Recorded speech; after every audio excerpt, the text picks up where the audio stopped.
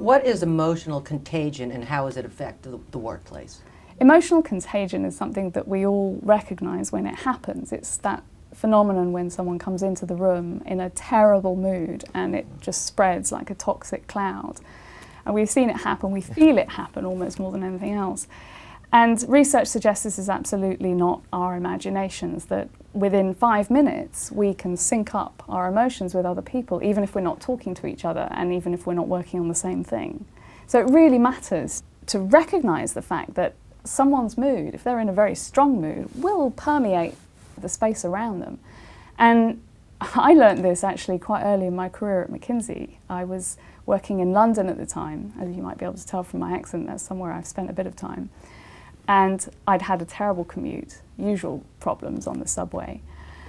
And I was in a bad mood because of the commute. I had a young man on my team who was working for me, who took me aside and said, "Caroline, I know that I'm not the source, that we're not the source of your bad mood.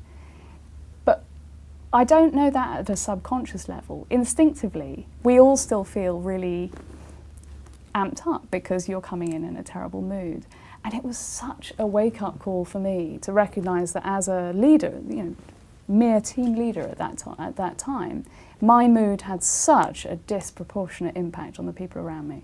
Now, do you find that if it's a leader in the group, versus, like say a vice president, a CEO, versus an intern, if that intern comes in with a negative attitude, does that permeate the group as well, or do we tend to look at people in authority that affects our moods more? What is the correlation? It's a good question. So obviously the dynamic is going on whatever the level of seniority, but there's other evidence to suggest that those who have higher status in the room will have more effect on the room. So we are naturally not just conscious of signals of inclusion, but also we're naturally scanning for signals of seniority and status as well. So yes, if you walk in and you're my boss and you're in a foul mood, yeah, that's probably going to have a bigger effect on me than the other way around.